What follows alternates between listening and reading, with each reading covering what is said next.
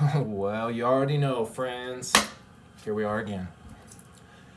For more of our dear, sweet Ophiel and his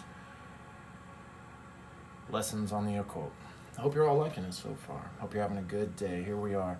You know me, Jay, Baldell. And you know Ophiel. And if you're not familiar with death by now, if you're involved in all of this, your time will come. That much is certain. Happy Friday. I almost said Thursday. It's Friday. And the hour is about to switch over from the hour of Mercury to the hour of the moon. Perfect, because we want that loving artistic Venus to coincide with the efforts of the moon, helping us to artistically lock this into the subconscious. And, what better way than to start it off with a little of that Mercury, huh, Ophiel? Okay? So, chapter, what one was it? 7, huh? This one's 7. We did 6 last. So 7, which is start of Kabbalah study. Now we're talking. Okay. Before going further, with the basic 5 elemental forces, called the tattvas, you will pause here at this point and be introduced to the first presentation of the Kabbalah system and connections to be made to it. Ophiel does Kabbalah with a C, so I'm wondering if Ophiel cared. Oh, look, man, how often does this happen when we stop to say whatever and then it's like literally in the next paragraph? Now the word Kabbalah is spelled in several different ways. Dion Fortune spells it Kabbalah with a Q and an H at the end. In her book, but here I will use the spelling Kabbalah with a C and no H at the end. And I may use or spell it in several different ways, so you will recognize it when you see it in the future in some other form. On your list of required reading books is Dion Fortune's book, heretofore referred to, The Mystical Kabbalah. Hey. And good thing we're reading that in our other group, huh? And I suggest that you get this book and read it well, as most all basic Kabbalah theory is in there. And she did a very fine job in presenting the basic historical material, although her book contains no working material of any kind, right, which is the downside, the knock I think everybody has, if there is any, on mystical Kabbalah, other than for those who maybe think that they don't agree with some of the politically correct type of things, Dion Fortune, but I don't really care because I read that book for Kabbalah. So, and the thing that's not in there about Kabbalah, though, is any of the practical stuff, but she really gives you a whole lot of beautifully crafted theory on Kabbalah. And that's great, because there are plenty of really good practical books on Kabbalah out as well. Crap, I can't remember. It's been a minute since I actually did Ophiel's Kabbalah, his specific Kabbalah book. But if I remember right, I think he had a little bit of the practical in there. Time for a refresher. Okay. To proceed, I find we can't do any understanding work without a physical diagram, and I am sorry that you have to do this work with me, as no one else has you make diagrams to make you learn what you are doing. Footnote, later on in this book you will be given more work on this tree of life diagram, and also make them larger, etc. For now, just make one diagram, the same size as shown, and in the queen scale as given, which, if any of you aren't familiar, is the one you're going to most commonly see it in. That's the Queen scale, the World of Bria, which is, let's see, come on, there's gotta be one real close by. Oh, can't show them that one. Oh, goodness. Okay, well, maybe not as close as I thought. Of course, I have, hey, is there the other copy of Mystical Cabal right here? Okay, guess not. Oh, hold on one second. I know, you know what? It's worth it. It's worth it. You guys know it's worth it too. Because this one is just right over here. Boom. So, for anyone who's not familiar, that is the Queen scale. All right. Oh.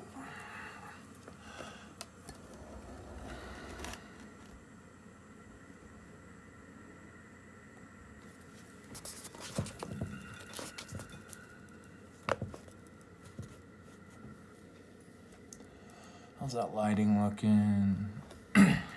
Cool. Still doing great. Hope you're all doing great too. You will find the Tree of Life diagram on the outer hardboard covers of my book named The Art and Practice of Astral Projection, as well as the proper colors for each circle, which circles are called Sephiroths. So that's the hard cover of Art and Practice of Astral Projection, which I don't think that those are too easy to come by or too inexpensive to come by. But they're out there. However, we just looked at how it's on his Kabbalah book. You can copy the dimensions from this diagram with your measuring compass and reproduce the diagram complete.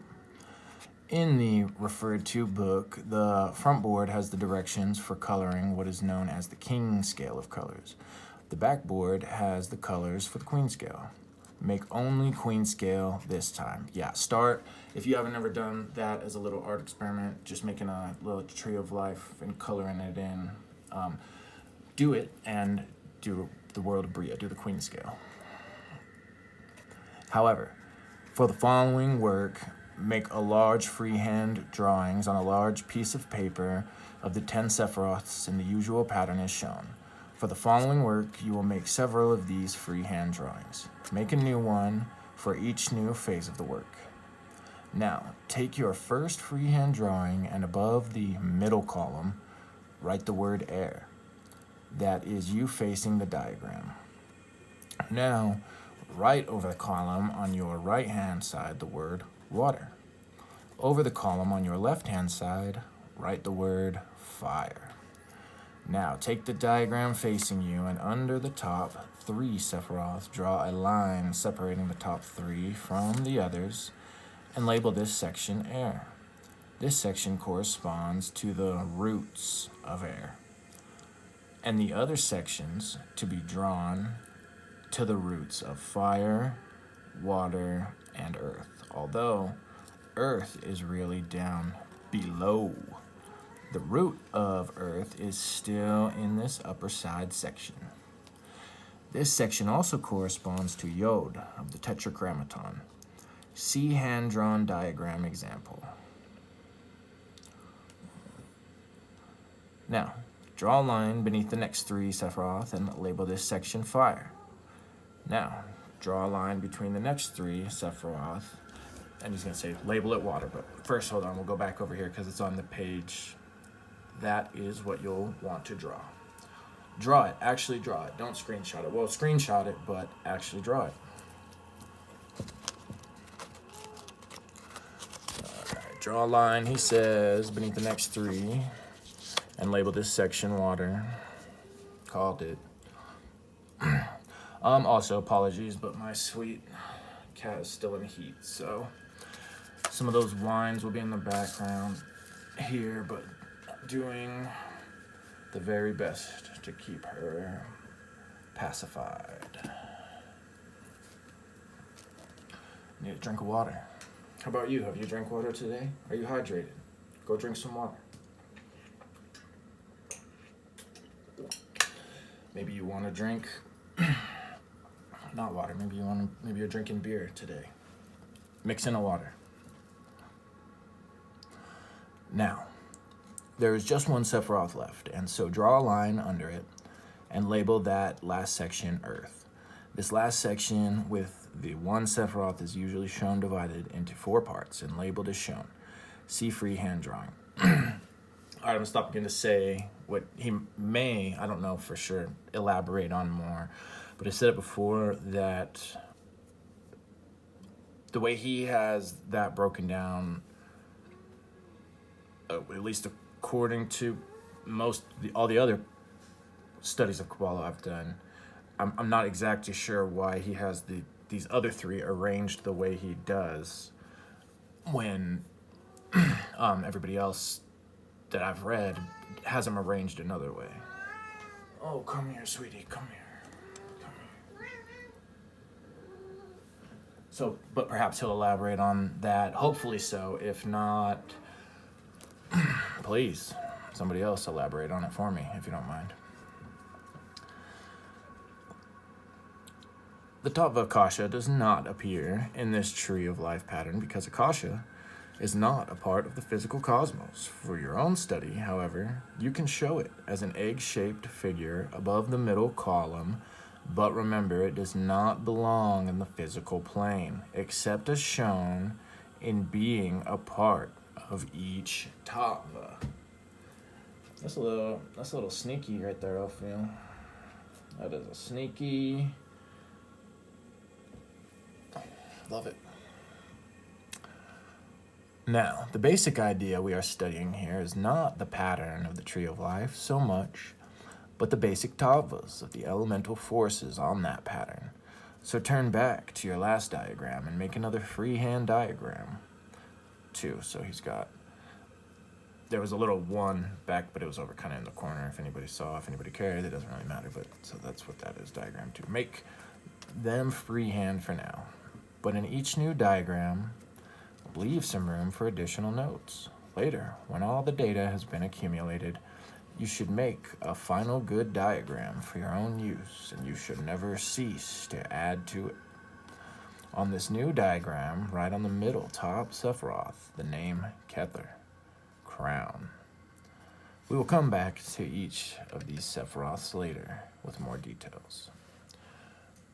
Now come to the first Sephiroth of the right column, the water column, and label this Sephiroth space. Space is, necessarily, the first creation in a physical world to be. Now turn to your copy of Classic Myths by Gailey. Uh-oh, we didn't get that book. Crap, who else didn't get that book? I didn't get that book.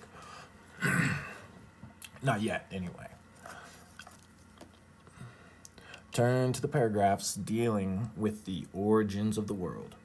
Note the references to chaos, a yawning abyss wherein brooded night and mist and fiery air, or ether, Akasha. Excuse me.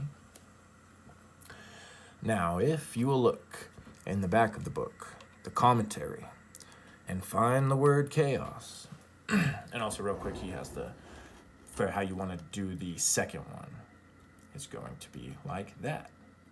Although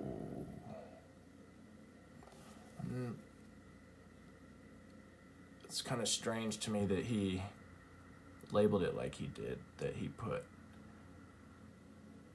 Moon, Mercury, but he put Zeus over here for that Jupiter. I mean, that's right, obviously, but not... I don't know. I guess if he was... Because sure, the rest of these are the names of the Roman gods, which is why the planets are what they are too, but I don't see why he wouldn't put like Apollo or Helios on the sun, or like Diana on the moon, or Luna, but oh well, we're not gonna worry too much about that right now, just a little something, huh? Okay. And find the word chaos. There you will, what you said in the back of the book in the commentary, there you will find it has a different meaning than what we give it today. You will find the word chaos means a gap.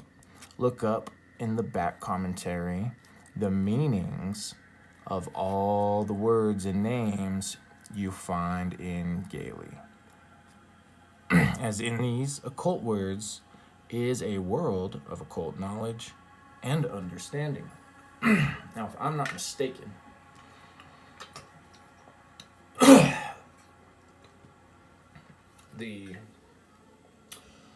here she comes. The word Goisha, it means, well, I know it means howling, but I want to say it also translates into gaps, gap or cruel gaps even, maybe. I'm just gonna get it real quick. You are such a sweetie.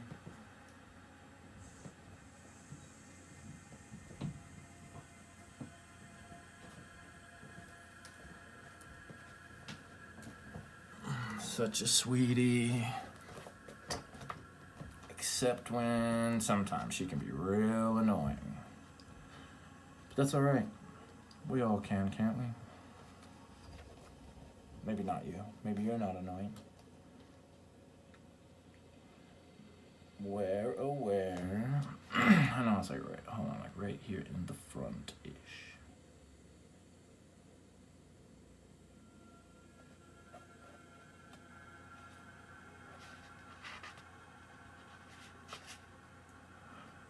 Happy Friday, everyone. Happy Venus Day. I hope you're feeling the love.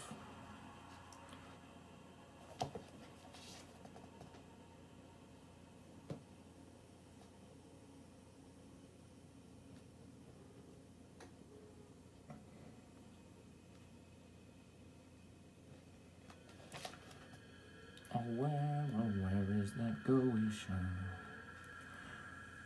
I know it's right here in the front. I know it is. Don't worry, I'm not gonna hunt way too long. I won't punish you with this for way too long. Good thing you can fast forward. That is cool. That is really cool. I love to fast forward. Boom, boom, boom.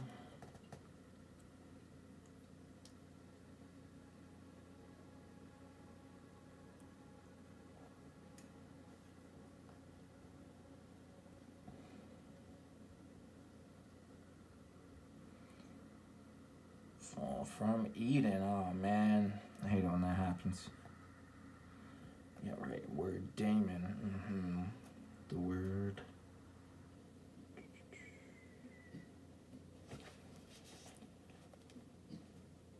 There it is. Thank you for bearing with me. Okay. Goisha. Ooh, wow. Okay, there it is. Goisha derives from the Greek word for sorcery or witchcraft. Still brushing up on my Greek. And a related word means a wailer. Closer to Crowley's etymology, howling. Suggestive of the barbarous names of evocation referred to in the Chaldean oracles, which exhorts the magician to never change the barbarous names. Yeah, you don't want to go changing those. Let's see.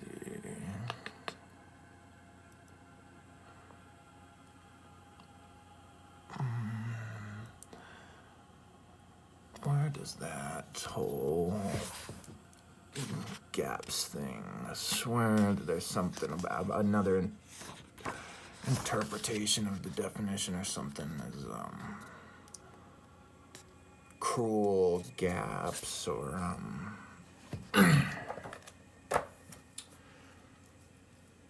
and the way that they are meaning gaps is like kind of like a crevasse. If you are familiar with what a crevasse is, if you're not, it's just kind of like a like a big giant crack in ice that people will die in.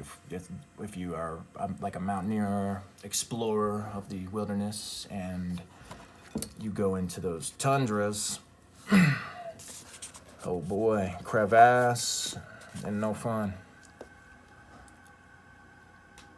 Okay then, So, thanks for bearing with the side quest.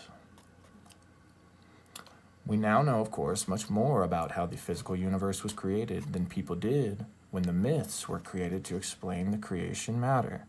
But still study the myths of creation as they tell of the forces behind the physical creation and give you much psychic stimulation touching. Hey, come here, come on. Cooperate with us. As they do on primitive subconscious knowledge buried deep within all of us. Come here. Come here. Come here. Come here. Come here. Come on. Oh, you're so sweet. Come here. Come on. Come on. Oh, come here. She just wants to come up and help read. That's all. That's what it is. Such a sweet girl. Such a sweet, sweet girl. Okay.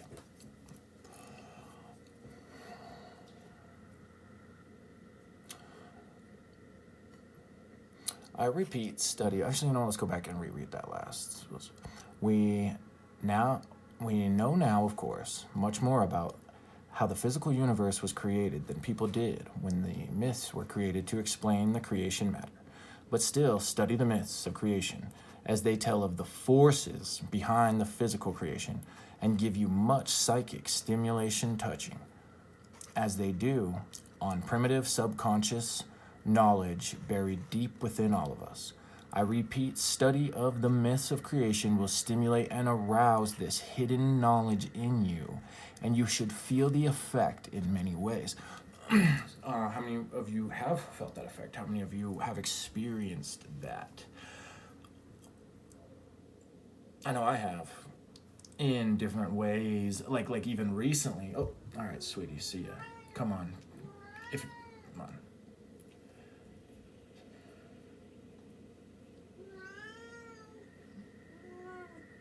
All right, well,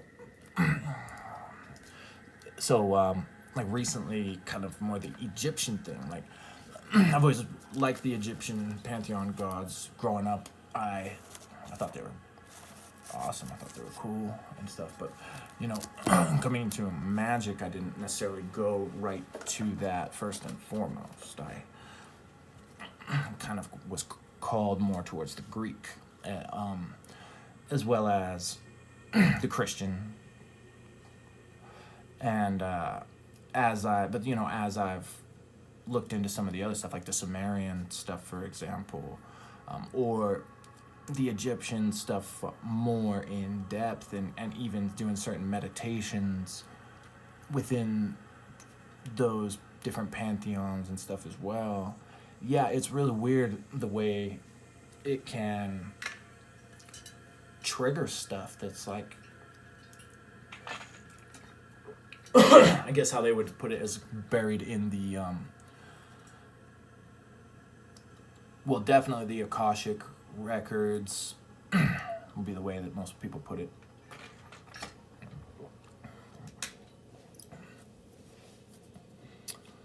If you haven't, try it out. Go whenever you're done reading this, and then whatever thing you are gonna do after that thing, go and just pick like a pantheon you haven't really read about, and read up on some of those kind of main gods and goddesses that are gonna be those ones that would be tied into those main Sephiroth forces. And then also, whatever that pantheon is, look into whatever their specific creation myth is. Then you can, let that be your meditation. There you go. Jay gave you your meditation homework.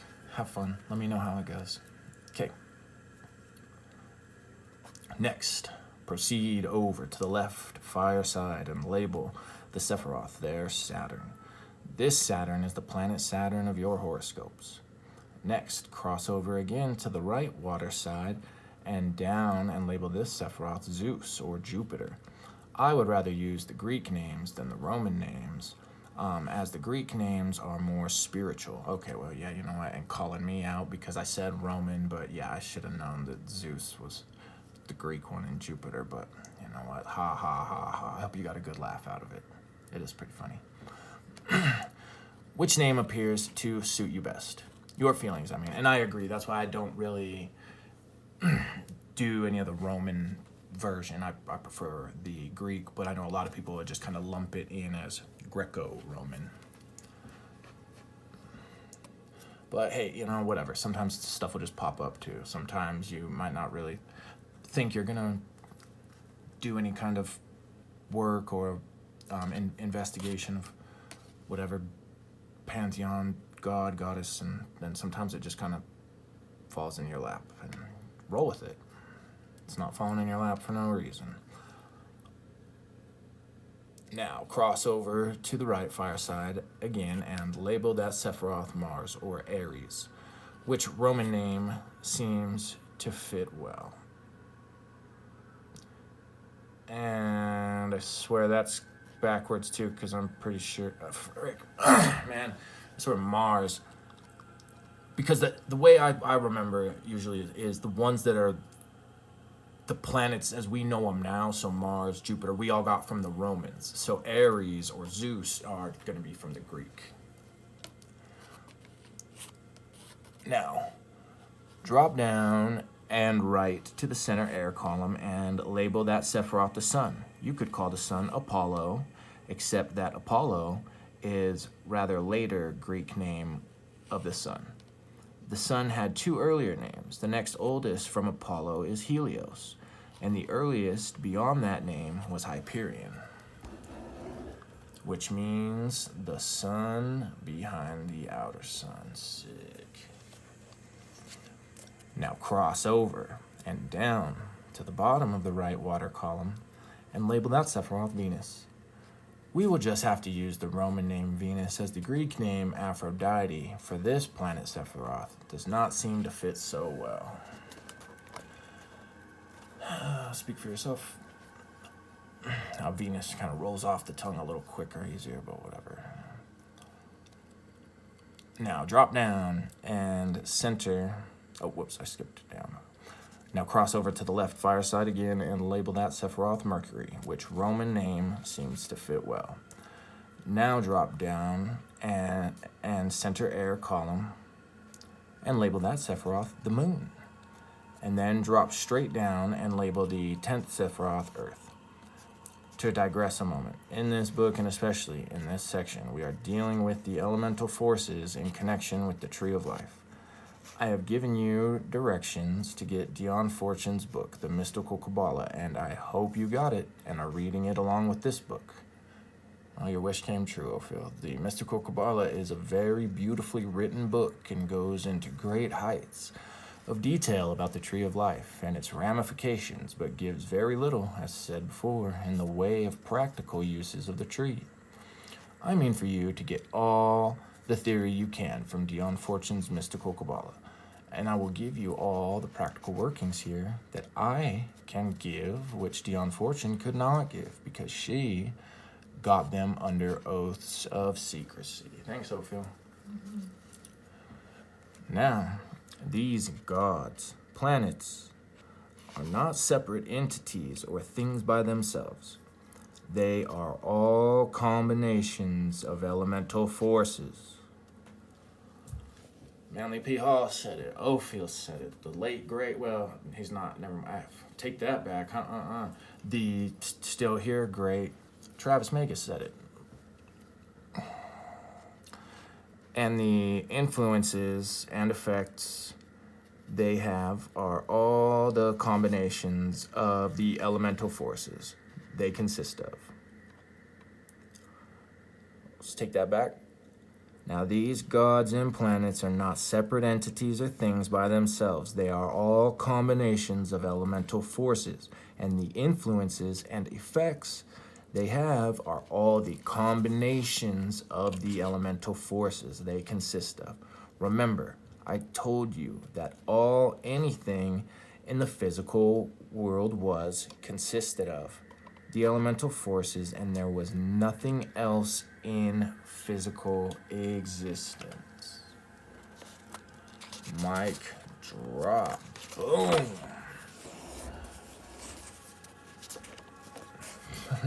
Ain't a single thing. Not one. Oh, please. Elemental force of air at work. We've seen it a few times now.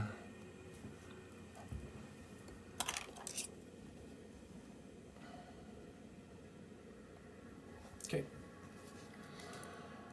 We have not yet gone into the study of combinations of elemental forces, so get out the old drawing materials and paints. Then study the enclosed sheet of elemental forces combinations. There are 25 combinations. Each tattva forms 5 combinations, including the combination of each tattva with itself, such as Akasha of Akasha and or Earth of Earth. These tattva combinations are a little known phase of the tattva knowledge, and very little about them have been given out in the form I am giving them. So study the enclosed diagrams and reproduce them one at a time on a 4x4 card when you feel like it.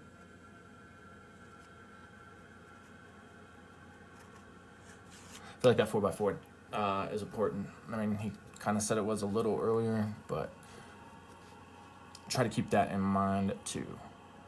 Grab yourself a ruler, 4x4.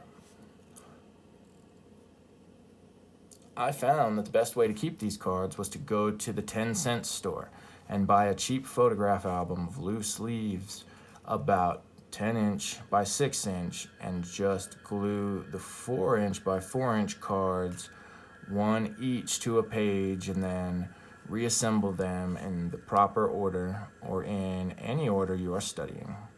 The following material is rather abstruse and also obtuse, and I find myself rather shook up in presenting it to you, as I feel I am, in no wise delving into it as deeply as I should. I feel a whole universe of knowledge powers lies in the complete and accurate understanding of the elemental tattva force and their combinations. So, I will give the basis as best I can, and you, for your own sake, meditate and contemplate on this knowledge and its application, for therein lies all. Make up another hand-sketched diagram of the tree of life, as you did before, and label the parts with all you have learned and worked with up to now. Now look at the top 3 Sephiroth. They are, as you know,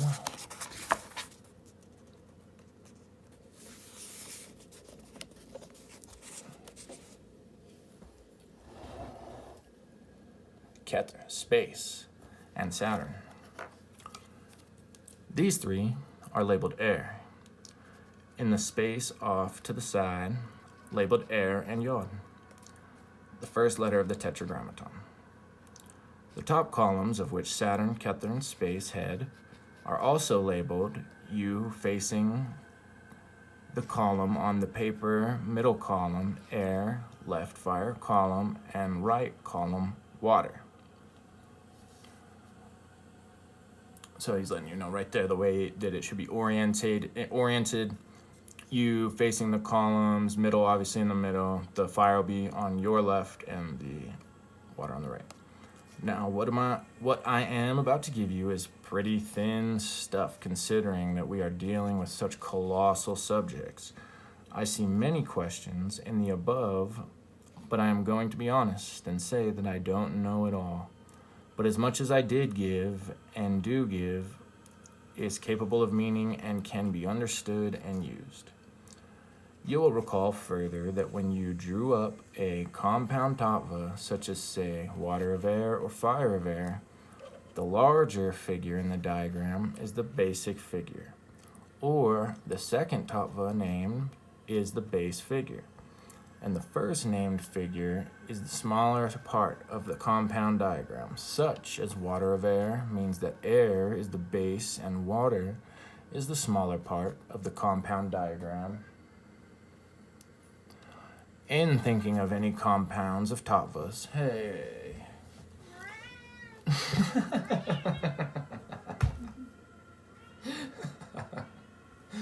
Man. And they do that to attract a mate. Goodness gracious. It's a lot like what's going on in the human world, too. All right. Where was I? You said you don't know it all. Let's reread this one. You will recall further that when you drew up a compound tattva, such as, say, water of air or fire of air, the larger figure in the diagram is the base figure, or the second tattva named is the base figure. And the first named figure is the smaller part of the compound diagram, such as water of air means that air is the base and water is the smaller part of the compound diagram.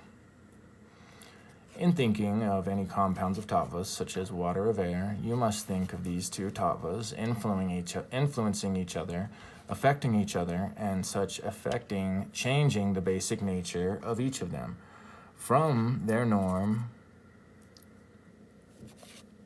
behaving of each alone. It occurs to me to call your attention to the fact that because one tattva is smaller on a diagram than another, it should not be assumed by you that the smaller one is weaker than the other larger tattva.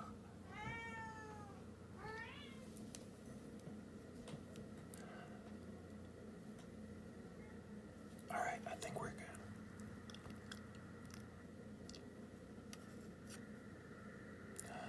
They are to be considered equal in size and effect on each other, and the difference in size on a diagram is only for display of a symbol. Now, upon going back to the Tree of Life diagram with the 3 air, fire, and water columns, we will first look at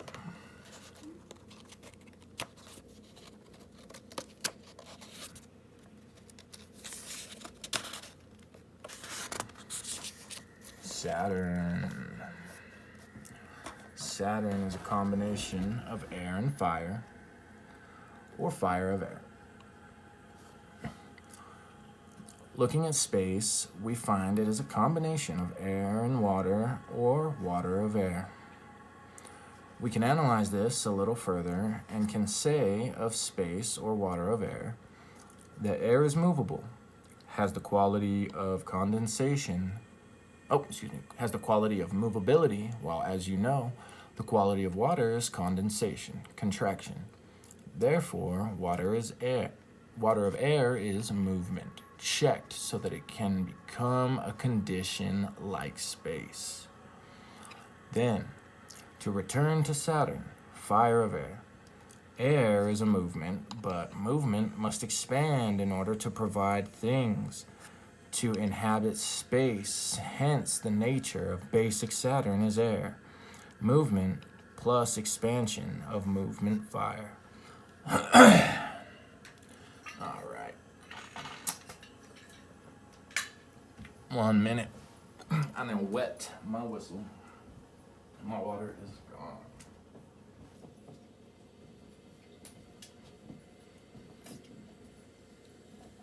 That ought to do it.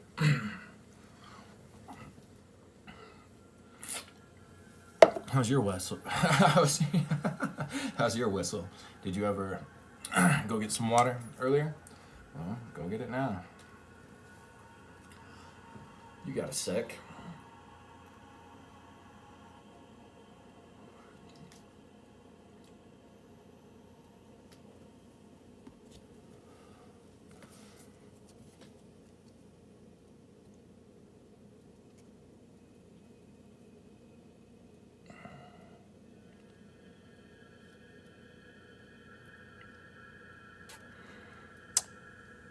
Pretty sure I read that line, but just in case. Then to return to Saturn, fire of air. Yeah, I did. Air is movement, but movement must expand in order to provide things to inhabit space. Hence, the nature of basic Saturn is air, movement, plus expansion of movement, fire. I could have told you that, Ophiel. Come down to the next three Sephiroth. These are generally called or known as Jupiter, Mars, and the Sun, and are, according to the elemental force way of classifying them, Mars, fire of fire, Jupiter, water of fire, and the Sun, Hyperion, air of fire. Now, come down to the next three Sephiroth, which are known as Mercury, Venus, and the Moon, and which are, according to the elemental forces classification, Mercury, fire of water, Venus, water of water, and the Moon, air of water. The last Sephiroth is a little different. In the first place, while Earth is shown as one only, Earth is really divided into four parts as shown. To repeat, this single four-parted Sephiroth is the sphere of Earth, and Earth rules here. Here is where all the forces end up. As you can see, the Sephiroth of Earth is divided into four parts, and the natural idea is that the upper quarter is air of Earth, the left quarter is fire of Earth, the right quarter is water of Earth, and the lower quarter is earth of Earth. Let's see, is that how? Yep. So that's how he's got it on here.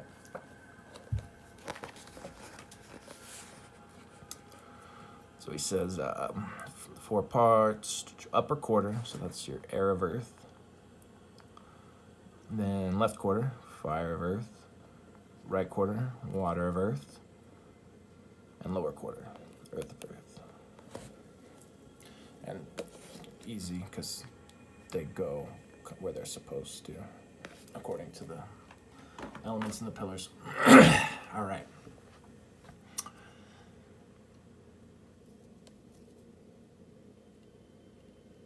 The last Sephiroth, oh, did that, my bad. I was like, I did that one. I know I did, okie dokie.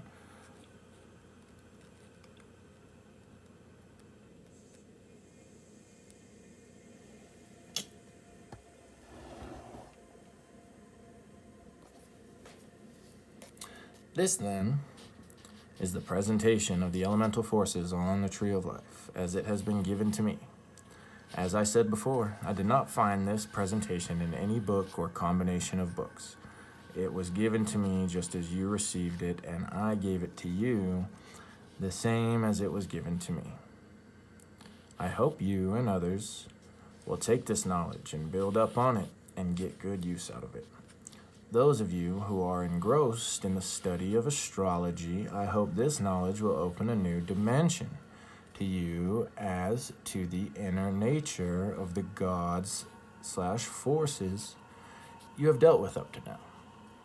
As I sit here and study the materials I have put down so far, I am struck by the endless potentials involved in the presentation of forces and combinations of forces. And I hope you will see the potentials too and work to develop them out. I will continually work on it too, but this book is of the nature of a beginning book, and the work suggested above is quite advanced. Hey, there's the kitty who doesn't yell. What's up, honey, huh?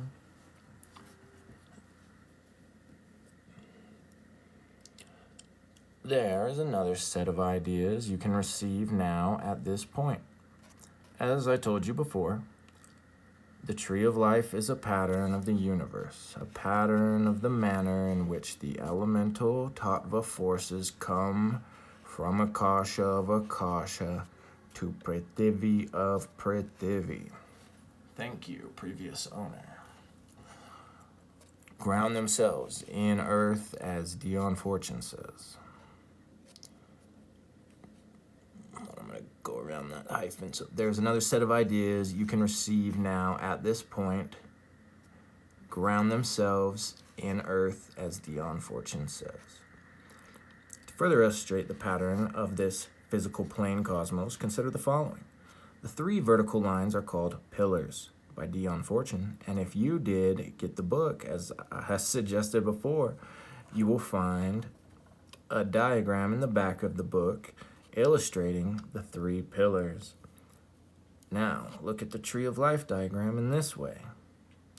The middle pillar is now.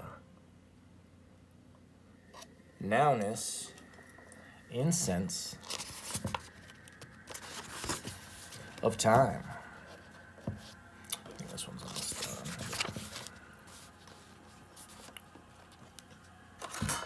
Oh, goodness. The right pillar, the pillar of water, is the past. The pillar of air is the present, or nowness, as aforesaid. And the left-hand pillar is the future, or futureness. You have all seen the symbol of infinity as used in mathematics, an 8 on its side. Draw one on your diagram. Use the sun as the middle point and carry the 2 loops out to each side and back. I will do a little analyzing work, but I'd like for you to work on it beyond the start I give you here. For example, take the 2 opposites, fire and water. Fire is, as you know, expansion, and water is contraction. Fire, expansion, has to be of a future type action. You can't expand in the past. Water is condensation, and condensation is a coming down from a former future state. Fire, expansion, starts as a future type action, becomes a present type action, air, and ends as a past action. Many of the actions described above are not easy for you to see, perceive. You have to do some original thinking on your own. Take another example. It is said that Venus, water of water, rules luxury, jewels, rich things, rich living, etc. You see, I trust that wealth is a result of condensation, of previous expansion and movability nowness actions. Wealth certainly resembles a water of water actions, a condensation of condensation actions. On the other hand, Mercury rules thinking, fire of water. Water being heated and expanded into steam to do future work, doing the work. Moon, air of water. Wealth, supply created. Venus, then wealth used in luxury. Please work on these and other like ideas, as I cannot give them all to you here in this little book. It is only what you master for yourself that is of value to you. So again I say, examine all your astrological charts and reappraise the effects of what you used to call gods in this new light.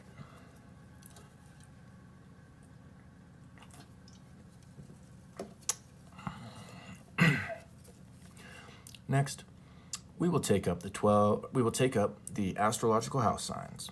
As you know, there are 12 of them, and they are, starting with the spring season, Aries, Taurus, Gemini, Cancer, Leo, Virgo, Libra, Scorpio, Sagittarius, Capricorn, Aquarius, Pisces.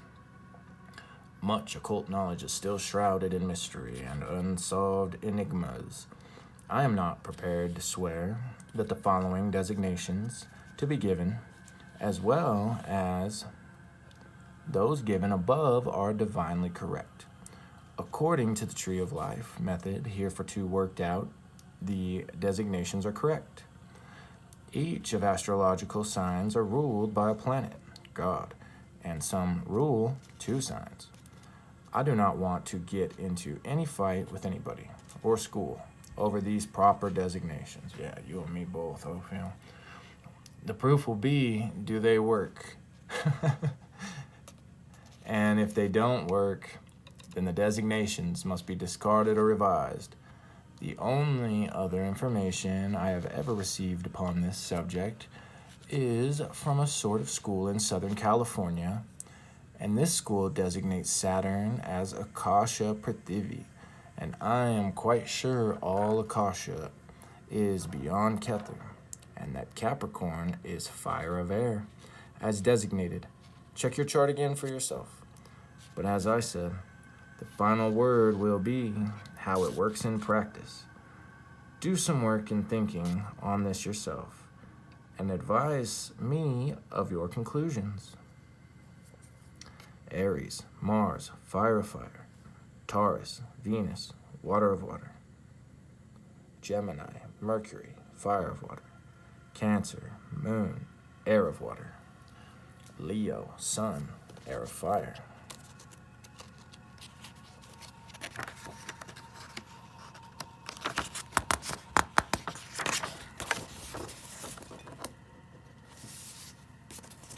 Virgo, Mercury, fire of water. Libra, Venus, water of water. Scorpio, Mars, fire of fire. Sagittarius, Jupiter, water of fire. Capricorn, Saturn, fire of air. Aquarius, Saturn, fire of air. Pisces, Jupiter, water of fire. And that concludes Chapter 7. Man, I'm dropping all kinds of things on Chapter 7. Next, we will be on to Chapter 8, which will give us a return to ritual, it looks like. Now, he had given us most of the LBRP and Kabbalistic Cross. Yeah, Chapter 8 will be the next one. The LBRP and Kabbalistic Cross. He already gave us a little bit of, he just did not give us the angels part. So we'll have to see what this return to ritual is going to give us.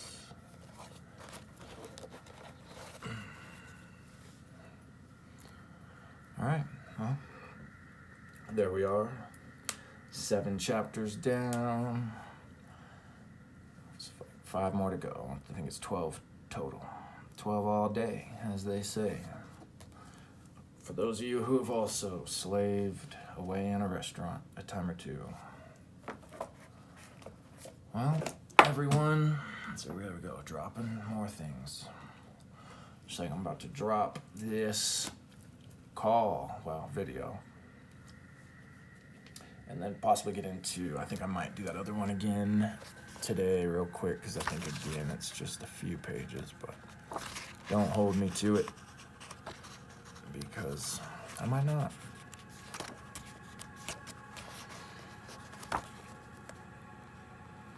Eight pages. Not even that. 6, I think. 6 pages. It's pretty easy. It's pretty doable. Alright, well, we'll find out here momentarily. But for now, you have this. What else do you have? That's a good thing. It's a good thing to ask yourself as we're wrapping this up. What else do you have? What do you have to be grateful for? What do you have to look around and really give yourself a genuine feeling inside yourself that it makes you feel genuine?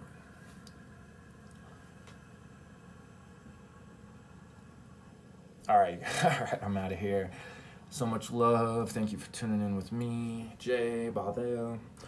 I will see you for the next chapter. Until then, be well. Be so well to yourself, to others.